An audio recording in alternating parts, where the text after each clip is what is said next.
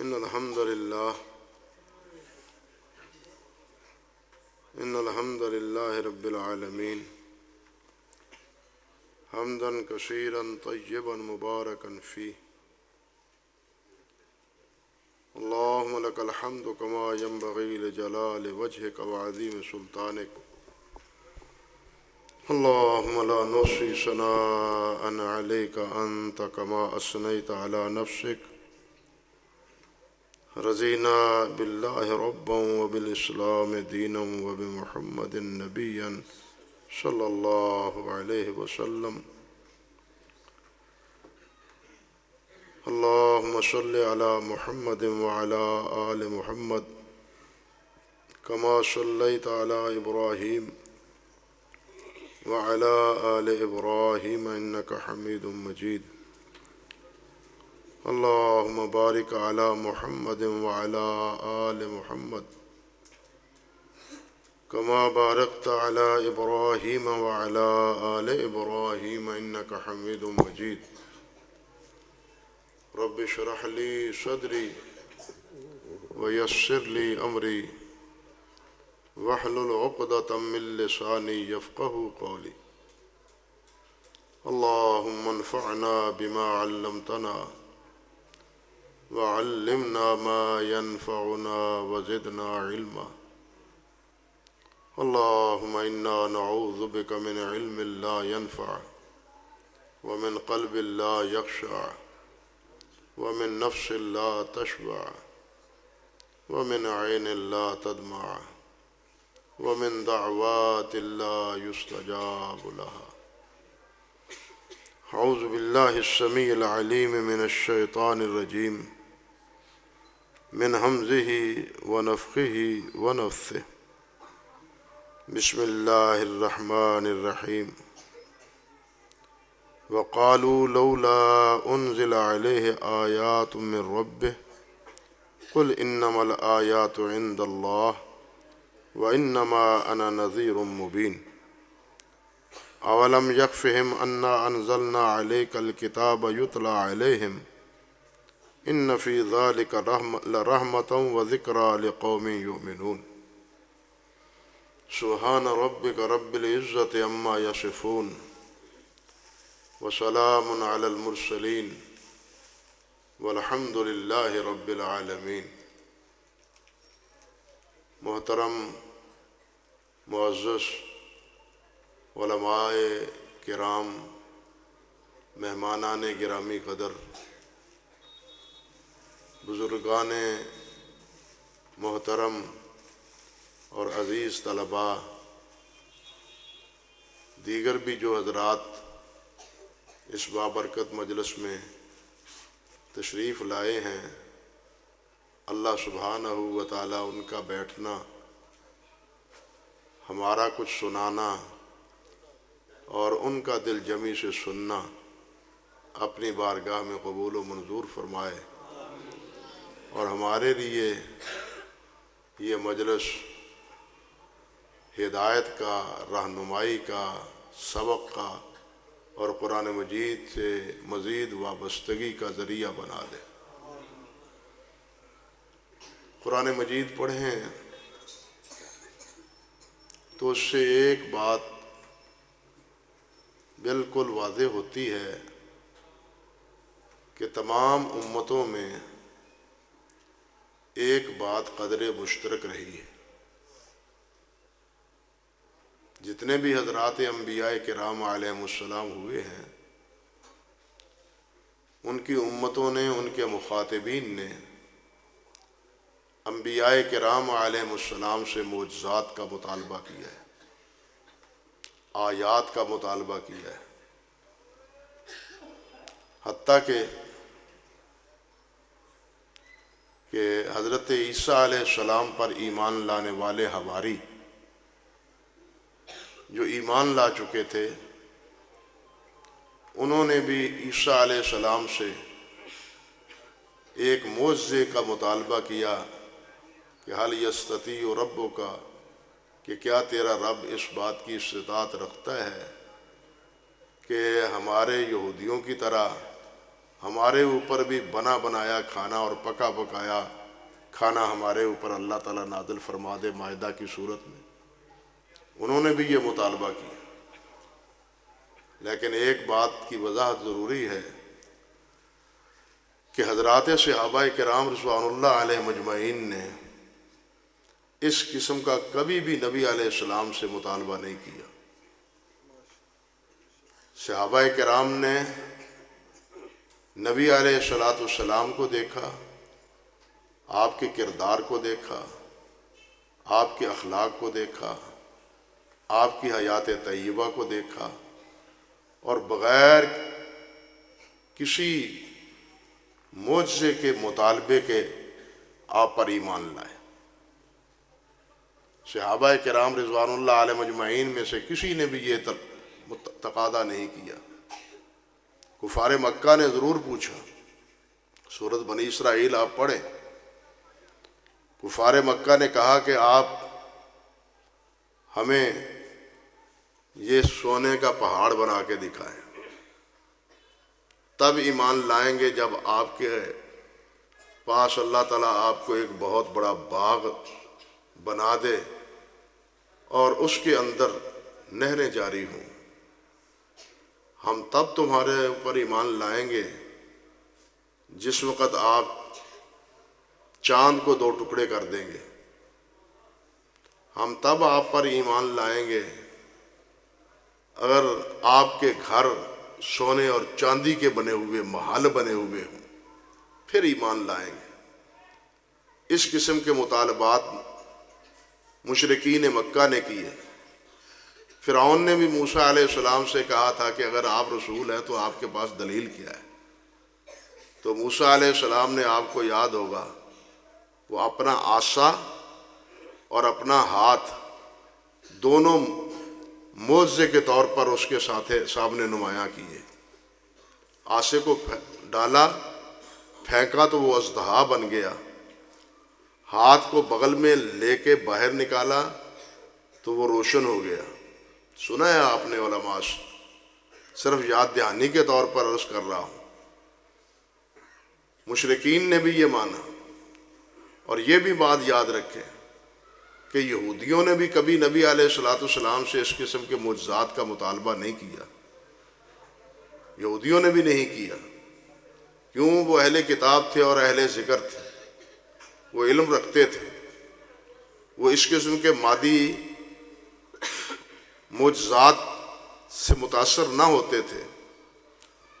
جس طرح کے مفسرین رحمہم اللہ نے لکھا ہے کہ ان سے پوچھا تھا اہل مکہ نے، کفار نے، کہ ہم محمد صلی اللہ علیہ وسلم سے کیا مطالبہ کریں، کس چیز کا سوال کریں کہ ہمیں ان کی صداقت یا عدم صداقت کا علم ہو جائے۔ تو انہوں نے بھی یہ سبق نہیں دیا تھا کہ ان سے یہ مطالبہ کرو کہ یہ پہاڑ سونے کا بن جائے، نہیں، بلکہ انہوں نے سبق یہ دیا تھا کہ ان سے یہ پوچھو روح کیا ہے، روح کسے کہتے ہیں، ان سے یہ پوچھو کہ وہ کون سا بادشاہ تھا جس نے مشرق و مغرب کو پامال کیا تھا، وہ کون لوگ تھے جو وطن کے لوگوں کے ہاتھوں ستائے ہوئے غار میں پناہ لے گئے تھے۔ یہ سوال کیے تھے انہوں نے، نبی علیہ السلام سے یہ سوالات کیے تو سورۃ الکہف میں اور کچھ حصہ سورۃ بنی اسرائیل میں ان سوالات کے جوابات اللہ سبحانہ و تعالیٰ نے دیے۔ بلکہ یہودیوں کے بارے میں تو اللہ سبحانہ و تعالیٰ نے فرمایا ہے کہ یعرفونہ کما یعرفون ابناءہم، کہ وہ نبی علیہ السلام کو اس طرح پہچانتے تھے جس طرح وہ اپنے اولاد کو پہچانتے۔ یہ تو اولاد سے پہچاننے کی بات اللہ نے ان کے بارے میں کہی ہے، اور صحابہ کرام نے تو اس سے بھی آگے بات کہی تھی۔ انہوں نے کہا تھا کہ جتنا ہمیں اپنی اولاد اور ہمیں اپنی اہلیوں پر، بیویوں پر، ازواج پر اعتماد ہے، اس سے بڑھ کے ہمیں محمد رسول اللہ پر اعتماد ہے۔ ان سے تو خیانت کا شبہ ہو سکتا ہے، ان سے بدکاری کا شبہ ہو سکتا ہے، ان سے بدعملی کا شبہ ہو سکتا ہے، لیکن محمد رسول اللہ صلی اللہ علیہ وسلم سے ان چیزوں کا کوئی شبہ نہیں ہو سکتا۔ صحابہ کرام کا یہ حال تھا۔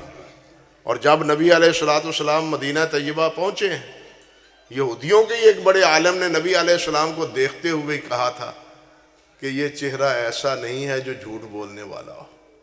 عبداللہ بن سلام، نبی علیہ السلام کی پہلی گفتگو جو اس نے سنی تھی، افش السلام واتم الطعام واصل الارحام صلو باللیل والناس نیام، یہی بات سن کے وہ کہنے لگا کہ یہ بات نبی کی تعلیم ہو سکتی ہے، کسی اور کی نہیں ہو سکتی، اور نبی علیہ السلام پر ایمان لے آئے۔ یہ کیا فرمایا نبی علیہ السلام نے؟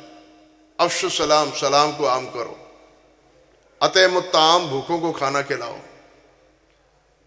واصل الارحام، صلہ رحمی کرو، صلہ رحمی کرو، وصلو باللیل والناس نیام، جب لوگ سوئے ہوئے ہوں اس وقت تم اپنا تعلق اپنے اللہ سے جوڑو، اور نتیجہ کیا نکلے گا؟ تم جنت میں چلے جاؤ گے۔ یہ تعلیم نبی علیہ السلام کی سنی تھی کہ یہ تعلیم نبی ہی کی ہو سکتی ہے، کسی اور کی نہیں۔ یعنی انہوں نے نبی علیہ السلام کو پرکھا ہے آپ کی تعلیمات سے، اور مشرکین سمجھتے تھے، کفار سمجھتے تھے کہ ہم پرکھیں ان کو ان مادی معجزات سے جو ہم مطالبہ کرتے ہیں کہ پہاڑ کو سونے کا بنا دیں، اور اسی وجہ سے انہوں نے یہ کہا تھا کہ لولا انزل ھذا القرآن علی رجل من القریتین عظیم، کہ یہ قرآن یہ طائف اور مکہ کے وادیوں میں دونوں میں سے کچھ بڑا رئیس اس پر نازل کیوں نہیں ہوا؟ محمد یتیم کے اوپر ہی قرآن نازل ہونا تھا۔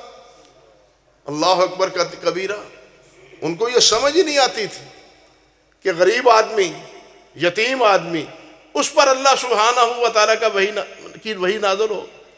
اللہ ذوالجلال نے تو اس کا جو جواب دیا کئی مقام پر، وہ تفصیل طلب ہے، میں اس طرف نہیں جانا چاہتا۔ اللہ نے متعدد جوابات دیے ہیں اس کے، لیکن ان کا مطالبہ یہ تھا۔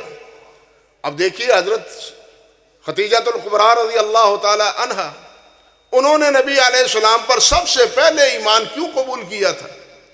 آپ کو دلاسا کیوں دیا تھا؟ آپ کے عمل و کردار کو دیکھ، اِنَّكَ لَتَحْمِلُ الْأَقَلَّ تَكْسِبُ الْمَعْدُومَ، کہ آپ تو لوگوں کا بوجھ اڑاتے ہیں۔ آپ نے کبھی جھوٹ نہیں بولا، آپ بے کسوں کا سہارا بنتے ہیں، آپ صلہ رحمی کرتے ہیں، اور ایسے لوگوں کو اللہ تعالیٰ ضائع نہیں کرتا، ایسے لوگوں کو اللہ سبحانہ و تعالیٰ ضائع نہیں کرتا۔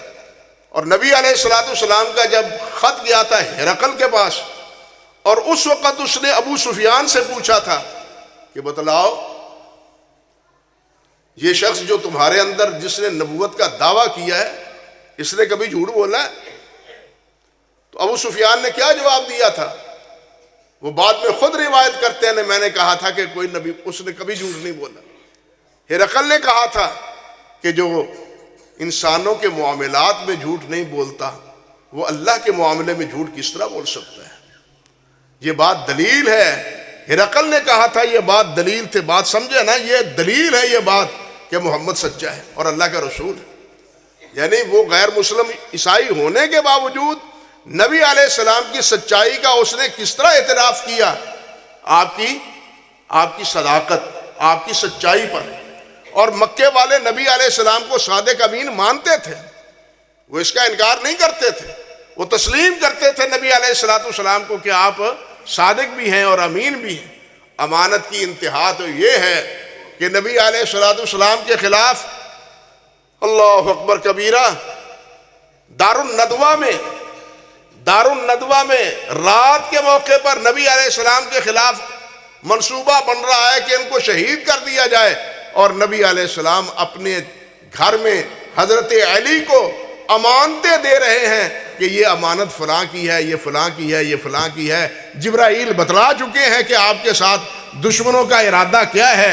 نبی علیہ السلام نے اس کی فکر نہیں کی، امانتوں کی فکر کی۔ کس کی فکر کی؟ امانتوں کی فکر کی۔ یہی وہ وجوہ ہے جس کی بنا پر وہ اس بات کے معترف تھے کہ محمد صلی اللہ علیہ وسلم صادق اور امین ہیں، مانتے تھے، لیکن اس کے باوجود بھی آپ کو رسول نہیں مانتے تھے، آپ کو نبی نہیں مانتے تھے، بلکہ اپنی جہالت اور بے خبری کی بنا پر معجزات کے مطالبات کرتے تھے۔ میں ایک بات آپ سے عرض کرتا ہوں کہ اس قسم کے معجزات دکھانا یہ نبی کی نبوت کی ایک ظاہر اور باہر دلیل نہیں ہے، اصل دلیل ان کی تعلیمات ہیں۔ اگرچہ یہ دلیل ہیں، یہ اگرچہ دلائل ہیں، اس کا انکار نہیں، لیکن جو اصل معجزہ ہے، جو اصل کردار ہے، وہ نبی کی سیرت و طیبہ ہوتی ہے یا نبی کی تعلیمات ہوتی ہیں۔ اور میں تو عرض کرتا ہوں کہ نبی علیہ السلام نے جن کی سیرتوں کو سنوارا ہے، جن کے اخلاق کو سنوارا ہے، جن کے کردار کو بنایا ہے، جن کو امین خود بنایا ہے، جن کو صادق خود بنایا ہے، وہ صحابہ کرام رضوان اللہ علیہ مجمعین بذات خود معجزہ ہے نبی علیہ السلام کا۔ خود صحابہ بھی معجزہ ہیں، جو دوسروں کے خون کے پیاسے تھے، جو دوسروں کی کردار کے لٹیرے تھے، یعنی ان کے اخلاق کے لٹیرے تھے، جو دوسروں کے مال کو ہڑپ کر جاتے تھے، جو دوسروں کو قتل کرتے تھے، ان تمام چیزوں سے روکا ہے تو کس نے روکا ہے؟ کایا پلٹی ہے تو کس نے پلٹی ہے؟ اللہ ذوالجلال نے نبی کریم صلی اللہ علیہ وسلم کی تعلیمات کی برکت سے، نبی علیہ السلام کے سمجھانے سے، نبی علیہ السلام کی تعلیمات سے یہ بات انہوں نے سمجھی تھی۔ اللہ اکبر کبیرہ، حضرت عمر فاروق رضی اللہ تعالی عنہ نے، اللہ اکبر، جس وقت ایران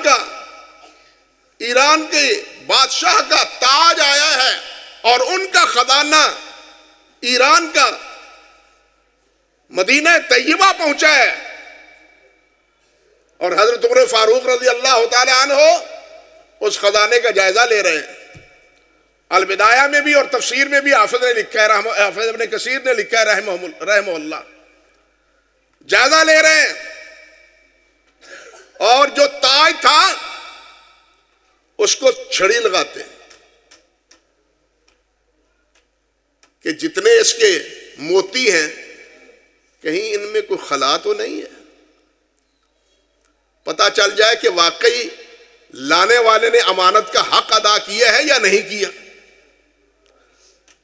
لاٹھی لگاتے ہیں، چھڑی لگاتے ہیں، ایک موتی بھی اپنی جگہ نہیں ہل سکا۔ فرمانے لگے لانے والا بڑا امین ہے، فرمانے لگے اب لانے والا بڑا امین ہے۔ اور حضرت علی پاس کھڑے ہیں، وہ فرمانے لگے امیر المومنین، جب آپ امین ہیں تو رعایا بھی امین ہے، جب آپ امین ہیں تو رعایا بھی امین ہے۔ حکمران بددیانت ہو تو رعایا بھی بددیانت ہوتی ہے۔ حکمران چوری کریں، وہ خیانت کریں، وہ حرام کے کاروبار کریں تو رعایا کو کس طرح روک سکتے ہیں؟ وہ اگر رعایا کو روکنا ہے تو خود رکیں، جو جس چیز سے وہ خود آلودہ ہوں، خود بے عمل ہوں، وہ دوسروں کو عمل کی تلقین کس طرح کر سکتے ہیں؟ ہمارے معاشرے کا سب سے بڑا بگاڑ یہ ہے، اور اسلام کے مزاج کا سب سے بنیادی پتھر یہ ہے کہ سب سے پہلے یہ کردار امیر ادا کرتا ہے، یہ کردار محمد رسول اللہ نے ادا کیا، یہ کردار حضرات صحابہ کرام اور خلفائے راشدین نے کیا رضوان اللہ علیہ مجمعین۔ حضرت عمر فاروق کو جواب دو حضرت علی نے دیا۔ اس کے علاوہ دیکھیے، اسلم ان کا غلام، وہ کہہ رہا ہے کہ امیر المومنین مبارک ہو، بڑی خوشی کی بات ہے، بڑی خوشی کی بات ہے کہ آپ کے عہد میں آج کسرا کا یہ سارا مال و متاع مدینہ طیبہ میں آیا ہے، یہ کتنی بڑی نعمت ہے۔ حضرت عمر فاروق رضی اللہ تعالیٰ عنہ نے اس کی طرف غصے کی نگاہوں سے دیکھتے ہوئے فرمایا، اسلم غلط کہتے ہو، یہ نعمت نہیں ہے، نعمت یہ اللہ کا قرآن ہے جسے پڑھ کے، اور محمد رسول اللہ کی تعلیمات ہیں جن کو سمجھ کے آج ہم اس مقام اور اس مرتبے پر پہنچے ہیں۔ یہ جواب دیا تھا حضرت عمر فاروق رضی اللہ تعالیٰ عنہ نے۔ اللہ کے پیارے پیغمبر نے بھی فرمایا تھا یرفع اللہ بہذا اقواما ویضع بہ آخرین، اس قرآن پر عمل کر کے لوگ عزتیں پائیں گے اور اسی قرآن کو چھوڑ کے ذلیل اور رسوا ہوں گے۔ آج ہماری ذلتوں اور پستیوں کا سبب کیا ہے؟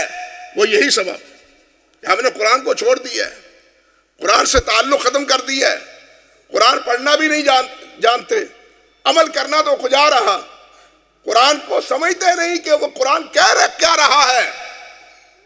یہ کیفیت ہے، پہلے پڑھنے کی کمی ہے، پھر سمجھنے کی کمی ہے، تیسرے مرحلے پر عمل کی کمی۔ وہ تو بالکل ہی پنجابی بھی کہنے طرح چگا ہی چوڑ ہوا ہے، نہ قرات ہے، نہ تعلیم ہے، نہ عمل ہے۔ نتیجہ کیا ہے؟ وہ معزز تھے زمانے میں مسلمان ہو کے، اور آج ہم خار ہوئے تارک قرآن ہو کے۔ آج ہمارا قصور ہے، آج کیا 5 چیز ہے جو مسلمانوں کے پاس نہیں ہے؟ کون سی چیز ہے؟ دولت کی کمی ہے، ایٹمی ہتھیاروں کی کمی ہے، کس چیز کی کمی ہے؟ لیکن جس چیز کی کمی ہے اصل میں وہ کیا ہے؟ کہ ہماری وابستگی قرآن سے نہیں ہے، قرآن کی تعلیمات سے نہیں۔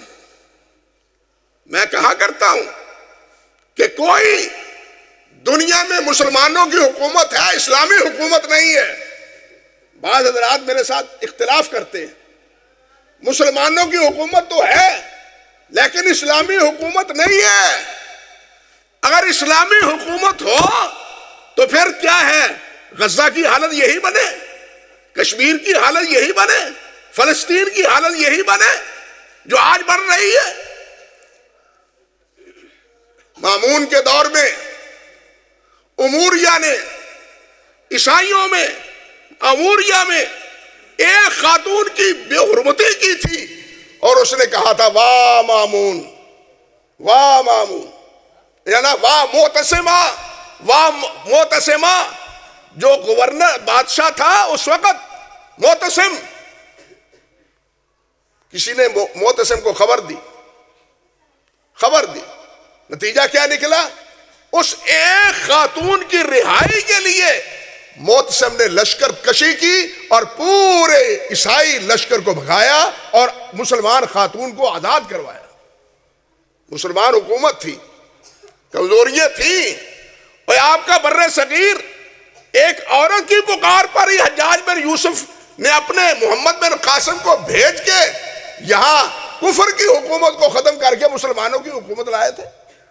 ایک عورت کی آواز، ایک مسلمان عورت کی پر ظلم جو کیا تھا اس کے نتیجے میں مسلمانوں کی اس وقت حکومت تھی اور اسلامی حکومت تھی، کمزوریاں تھیں، فرشتے وہ نہ تھے، خلفائے راشدین کا وہ دور نہ تھا، لیکن اسلام پھر بھی اس وقت غالب تھا، اسلام اس وقت پھر بھی غالب تھا۔ آج ہم ہر طرف سے پس رہے ہیں اور ہمارے حکمران لمبی سو کے پی کے سوئے ہوئے ہیں، کوئی پرواہ نہیں ہے، مسلمانوں پر ظلم ہوتا رہے، ہمارا اقتدار اور ہماری کرسی اور ہماری عمارت اور ہماری صدارت اور ہماری وزارت وہ محفوظ رہے۔ آج فکر تو یہ مسلمانوں کا کس کا فکر ہے؟ مسلمانوں کی کوئی فکر کسی کو نہیں۔ تو خیر میں عرض کرنا چاہتا تھا اور کر رہا تھا کہ اصل بات قرآن مجید کے ساتھ وابستگی کی ہے۔ میرے بھائیوں، آؤ عہد کریں کہ مولا کریم ہم تیرے پاک کلام کے ساتھ تعلق رکھیں گے، تیرے پاک کلام کو پڑھیں گے، اس کو سمجھیں گے، اس پر عمل کریں گے۔ آپ دیکھیں یہ جو آیت میں نے آپ کے سامنے پڑھی ہے، پھر دوسری طرف چلا گیا، اس آیت میں بھی وہی بات ہے جو میں تمہید کے طور پر عرض کر رہا تھا۔ اللہ سبحانہ و تعالیٰ فرماتے ہیں اللہ وقالوا لولا انزل علیہ آیۃ من ربہ، یہ کافر کہتے ہیں کہ اللہ کی کوئی آیت، کوئی نشانی، کوئی معجزہ کیوں نہیں آیا؟ کیوں معجزہ نہیں آیا؟ قل انما الآیات عند اللہ، پہلا جواب یہ کہ معجزات من جانب اللہ ہوتے ہیں، نبی کے اختیار میں نہیں ہوتے۔ نبی کے اختیار میں نہ معجزہ ہوتا ہے، نہ کرامت ولی کے اختیار میں ہوتی ہے۔ یہاں یہ بات پلے باندھ لے کہ دین کا اللہ کا مطالبہ ہم سے کرامت یا معجزے کا نہیں ہے، استقامت کا ہے. ہم سے اللہ کا مطالبہ کیا ہے؟ استقامت کا، دین پر استقامت پر. کرامت کا ہم سے معجزہ نہیں ہے. کرامت کا معجزہ ہے میرے نفس کا، مجھ سے کرامتیں برآمد ہوں. لیکن اللہ کا مطالبہ کیا ہے؟ استقامت کا.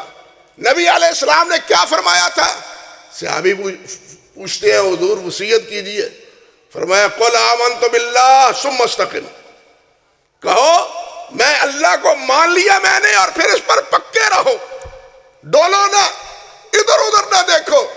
ہمارے ایمان کا تو حال یہ ہے، ہم لا الہ الا اللہ محمد رسول اللہ بھی پڑھتے ہیں اور کبھی کسی جگہ جھاگ مارتے ہیں، کبھی کسی جگہ سجدہ کرتے ہیں، کبھی کہیں جگہ نذریں چڑھاتے ہیں، کئی جگہ حج کرتے ہیں، معاذ اللہ ثم استغفر اللہ. حج بھی کرتے ہیں آپ کے ملک میں، حج کے نام پہ تمہارے ملک میں حج بھی ہوتا ہے اور وہاں باقاعدہ اس مقام پر غلاف چڑھائے جاتے ہیں، طواف کیے جاتے ہیں مزاروں کے.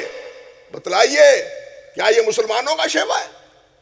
ایمان کے بعد استقامت کا یہی تقاضا ہے؟ ایمان کے بعد استقامت یہ ہے کہ پھر اللہ ہی کا ہو رہے، پھر ادھر ادھر نہ دیکھے، ادھر ادھر جھاگ نہ مارے، ادھر ادھر التفات نہ کرے.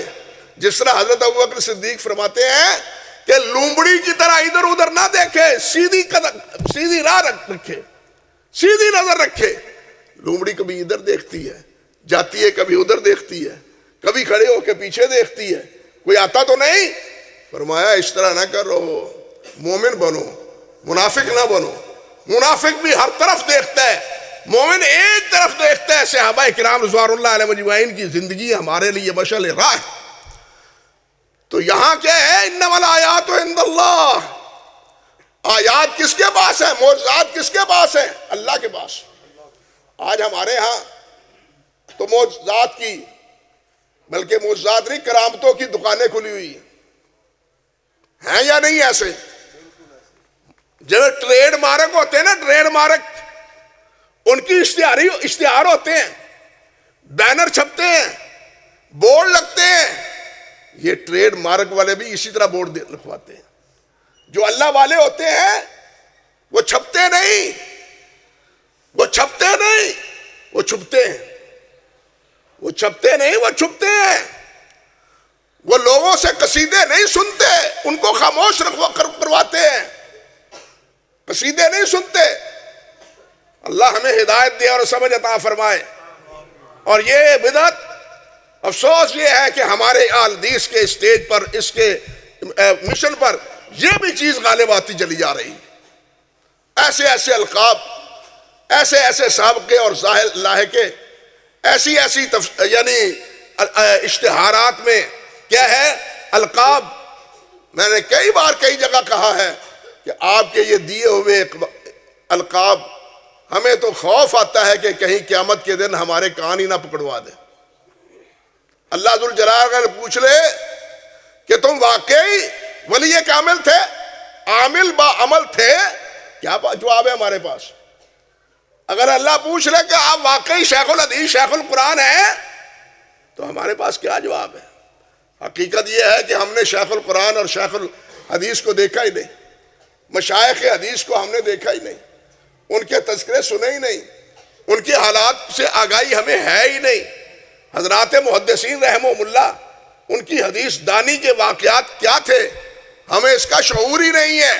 جو دو چار مسئلے بتلا دے وہ عقل کل بن جاتا ہے. انا للہ و انا الیہ راجعون. اور ہم بھی جب تک اشتہار میں یہ نام اپنے القاب اور سابقے اور لائقے نہ دیکھ لیں، وہاں جلسے میں جانے کے لیے اپنے آپ کو آمادہ ہی نہیں سمجھتے. یہ ہماری بھی کمزوری ہے. خود ہمیں اپنا جائزہ بھی لینا چاہیے. اور منتظمین حضرات سے بھی التماس کرتا ہوں کہ اللہ کے لیے اس قسم کی حرکتیں نہ کریں. کرنے والے کرتے ہیں، ان کو کرنے دیں.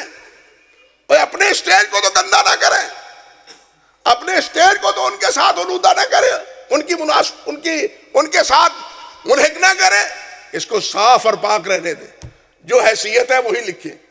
جو حیثیت مولوی صاحب ہے، مولانا صاحب ہے، باقی کی کیا ضرورت ہے؟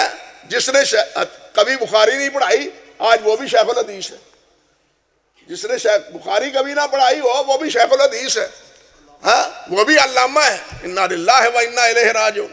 اللہ ہی ہمیں ہدایت اور اللہ سمجھ عطا فرمائے۔ تو خیر اللہ نے کیا فرمایا؟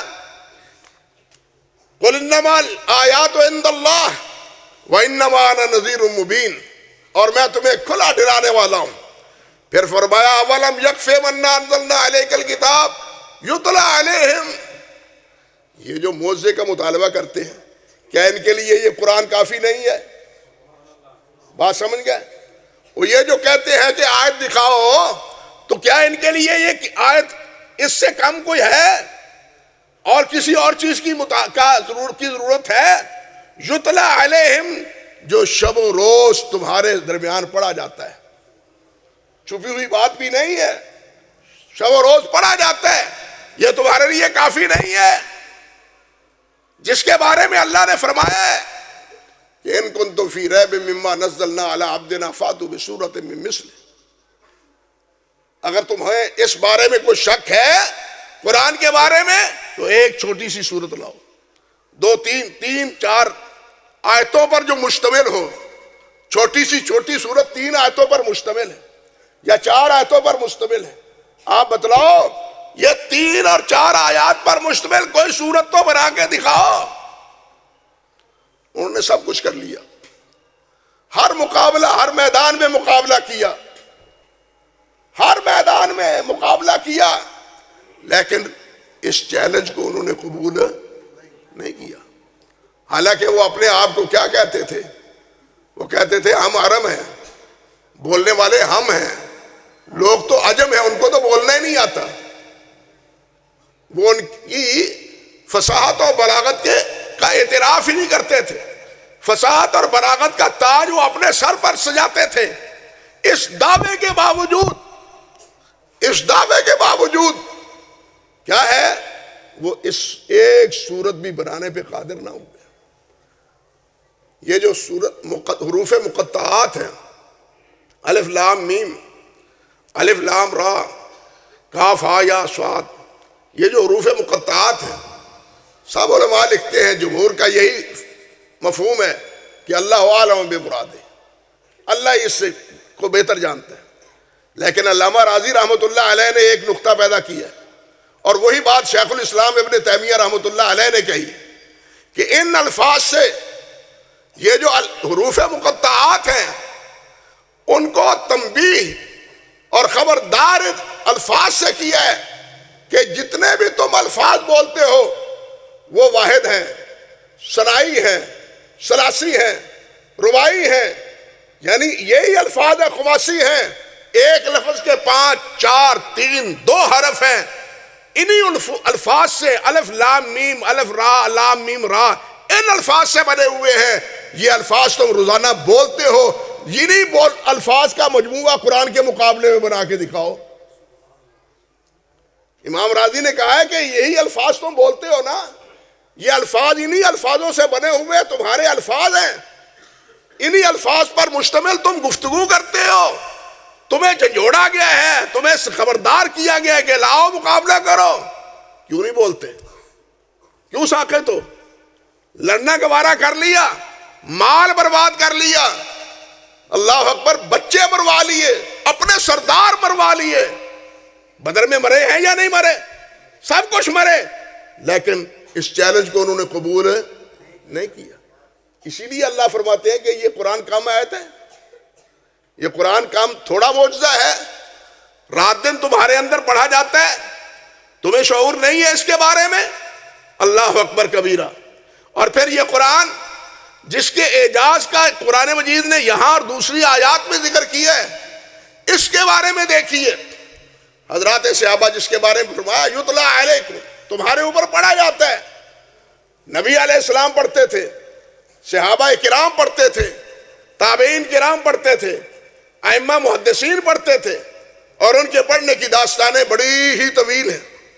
آپ دیکھیے یہ جو 7 منزلیں ہیں، 7 منزلیں قرآن مجید کے حفاظ، 7 منزلیں ہیں نا، یہ کیا مفہوم ہے؟ وہ کہتے ہیں کہ یہ اصل میں ان الفاظ سے تعبیر ہے فمی اشوق. فمی سمجھیے بات, فمی اشوق کیا مطلب؟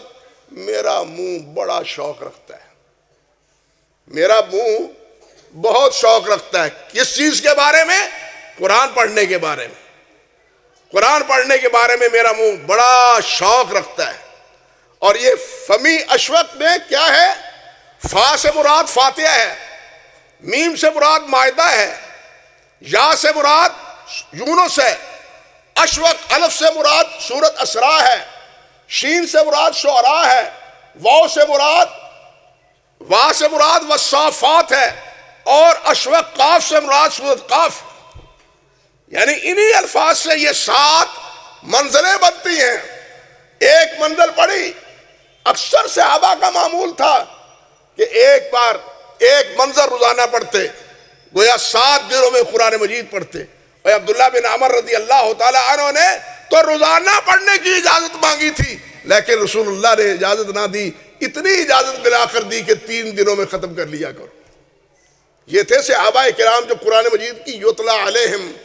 اللہ نے بھی فرمایا اتلو ما اوحی الیک من ربک, کہ جو پڑھا جاتا ہے اس کی تلاوت کرے. نبی علیہ السلام بھی پڑھتے تھے, صحابہ کرام بھی پڑھتے تھے, تمام اہل اللہ قرآن پڑھتے تھے, حضرات محدثین پڑھتے تھے.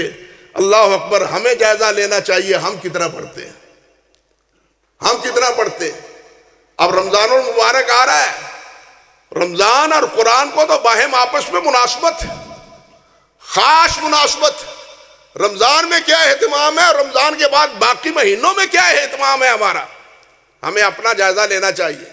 اور قرآن سے اپنی وابستگی اور اپنی محبت اس کو مستحکم کرنا چاہیے میرے بھائیوں. اسی سے ہماری دنیا ہے اور اسی سے ہماری آخرت. یار لوگوں نے تو کہانیاں بنائی ہوئی ہیں, مسند امام احمد میں ہے کہ جب انسان قبر میں جاتا ہے اس سے یہ سوال ہوتا ہے, تیرا رب کون ہے, تیرا دین کیا ہے, تیرا نبی کون ہے؟ مومن کیا جواب دیتا ہے؟ دینی الاسلام. نبی میرا کون ہے؟ محمد رسول اللہ. میرا رب کون ہے؟ میرا اللہ. یہ جواب دیتا ہے. اللہ ہمیں توفیق دے. لوگوں نے تو بہت کہانیاں بنائی ہوئی ہیں, کیا کیا عرض کروں, لیکن وہ فرشتہ پوچھتا ہے تمہیں کس نے بتلایا, تمہیں علم کس طرح ہوا؟ یہ جواب دیتا ہے کہ میں نے قرآن میں پڑھا.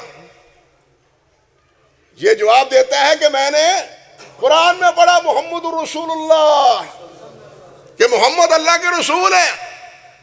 میں نے قرآن میں پڑھا الہکم الہ واحد, کہ تمہارا الہ ایک ہے. میں نے قرآن میں پڑھا قرآن مجید میں کہ ایک دن قیامت کے دن کا دین آئے گا, اور اللہ نے دین کے بارے میں فرمایا ان الدین عند اللہ الاسلام, ان الدین عند اللہ الاسلام. میں نے قرآن میں پڑھا ہے. کیوں بھائی؟ اگر ہمیں قرآن قبر میں صحیح سے جواب دینا ہے تو قرآن پڑھیں یا نہ پڑھیں؟ پڑھنا چاہیے نا. اقرار کرتے ہیں, عزم ہے. ایک اور بات سمجھے, حدیث میں آتا ہے کہ قیامت کے دن اللہ اکبر, نبی علیہ السلام فرماتے ہیں کہ نوح علیہ السلام آئیں گے. اللہ ذوالجلال پوچھے گا نوح میرا پیغام پہنچایا؟ جی ہاں پہنچایا. نوح علیہ السلام کی امت کو لایا جائے گا. ہاں بھائی تم بتلاؤ. نوح علیہ السلام نے میرا پیغام تمہیں پہنچا دیا؟ نہیں جی نہیں, کوئی نہیں پہنچایا, ہمیں کچھ نہیں پہنچایا. اللہ ذوالجلال فرمائے گا نوح گواہ پیش کرو. اللہ اکبر کبیرہ. ایسے فیصلے نہیں ہوں گے, انبیاء سے بھی پوچھا جائے گا تم گواہ پیش کرو. اسی طرح ابراہیم سے پوچھا جائے گا, موسیٰ علیہ السلام سے پوچھا جائے گا, عیسیٰ علیہ السلام سے پوچھا جائے گا. حتیٰ کہ نبی علیہ السلام نے خود فرمایا کہ تم سے میرے بارے میں پوچھا جائے گا, میرے بارے میں بھی تم سے پوچھا جائے گا. اور نبی علیہ السلام نے حجۃ الوداع کے موقع پر فرمایا تھا کہ میرے بارے میں تم پوچھا جائے گا, تم کیا جواب دو گے؟ تو صحابہ کرام نے بیک زباں ہو کے کہا تھا کہ ہم کہیں گے بلغتا و ادیتا, بلغتا و ادیتا. آپ نے پہنچا دیا اور حق نصیحت پوری کر دی. سب گواہ دیں گے. نبی علیہ السلام نے کیا کیا؟ اللہم اشہد 3 بار آسمان کی طرف اشارہ کرتے ہوئے نیچے صحابہ کرام کی طرف اشارہ. اللہم اشہد، یا اللہ گواہی لے لے. مجھ سے پوچھ رہے ہیں یہ گواہی لے لے، یہ گواہی دے رہے ہیں کہ میں نے تیرا پیغام پہنچا دیا. بلکہ یہ بھی جو تو نے کہا تھا یا ایھا الرسول بلغ ما انزل الیک من ربک، کہ اے میرے رسول جو کچھ میں نے تمہیں بتلایا ہے وہ سب پہنچا دو. اب یہاں کیا کریں؟ دکھ کی بات ہے، کہانیاں بڑی ہیں. وہ جی خاص علم حضرت علی نو خاص علم دتا جو کسی اور نو نبی علیہ السلام نے دتا ہی نہیں. وہ علم سینہ بسینہ حضرات دے کول، مشائخ کول، صوفیاء کول، بزرگاں کول، سینہ بسینہ. انا للہ و انا الیہ راجعون. اشتر نخی حضرت علی کا سپہ سالار ہے، حکومت ہے ان کی، کوفے میں بیٹھے ہیں. اشتر نخی پوچھتا ہے کہ حضرت آپ کو اللہ ذوالجلال نے کوئی خاص علم بتلایا ہے؟ فرماتے ہیں جھوٹ بولتا ہے جو یہ کہتے ہیں، ہمارے پاس صرف یہ اللہ کا قرآن ہے یا یہ ایک صحیفہ ہے حدیث کا جو میری تلوار میں کے میان میں رہتا ہے، اس کے علاوہ ہمارے پاس اور کچھ نہیں. جھوٹ بولتے ہیں جو ہماری طرح منسوب کرتے ہیں کہ جناب ہمیں خاص وصیت کی ہے، خاص نصیحت کی ہے اور خاص علم ہمیں دیا ہے اللہ نبی علیہ السلام. یہ دین کا علم وہ سب انسانوں کے لیے، وہ صرف اختصاص نہیں حضرت علی کا بلکہ تمام. اور لوگوں نے یہاں کیا کیا بنایا، کیا کیا جھوٹ گھڑے. یہ بڑی طویل داستان ہے. عرض کرنے کا مقصد یہ تھا کہ اللہ سبحانہ و تعالی نے یہ علم نازل کیا. انبیاء سے پوچھا جائے گا، نوح علیہ السلام پوچھیں گے اور ان سے اللہ پوچھے گا بتلاؤ، گواہ پیش کرو. نوح علیہ السلام کیا کہیں گے؟ میری گواہ محمد کی امت صلی اللہ علیہ وسلم. میری گواہ کون ہے؟ او یہ گواہی تم دو گے. کب دو گے؟ جب قرآن پڑھو گے. اگر قرآن ہی نہ پڑھا تو کیسے انبیاء کی گواہی دو گے؟ سوچ لو. صحابہ اکرام تو دیں گے، انہوں نے تو پڑھا ہے. اور حدیث میں آتا ہے، حافظ ابن حجر نے اسی روایت کی شرح میں لکھا ہے، اس وقت کہیں گے لوگ کاش کہ ہم محمد کی امت ہوتے صلی اللہ علیہ وسلم. آج جو اعزاز، آج جو اکرام امت محمدیہ کو مل رہا ہے، کسی اور امت کو یہ اعزاز اور اکرام حاصل نہیں ہے. کاش ہم محمد رسول اللہ کی امت میں ہوتے. میرے بھائیوں، قیامت کے دن بھی یہ گواہی موقوف کس پر ہے؟ قرآن پر، قرآن کے اوپر. اس لیے اپنی وابستگی ہے قرآن سے کریں. سچ ثابت کرنا ہے، سچی گواہی دینی ہے تو اس کے لیے بھی اور امتی کہلانا ہے، امت کا یہ اعزاز پانا ہے. تو پھر کیا ہے؟ اس قرآن کو پڑھیں. میں انہی باتوں پر اکتفا کرتا ہوں، اگرچہ بہت سی باتیں ہیں اس حوالے سے، لیکن میں جو کچھ کہہ سکا اللہ کی توفیق سے کہہ دیا. یار زندہ صحبت باقی. پھر اگر اللہ تعالیٰ نے کوئی توفیق عطا فرمائی، یہ پڑھنے کے حوالے سے تو بہت سی باتیں ہیں، بہت سی حکایتیں ہیں، بہت سے واقعات ہیں، لیکن سارے باتیں ایک ہی موضوع میں سمیٹنے مشکل ہو جاتے ہیں. اقول قولی ھذا استغفر اللہ لی ولکم ولسائر المسلمین. سبحان ربک رب العزت عما یصفون وسلام علی المرسلین والحمد للہ رب العالمین.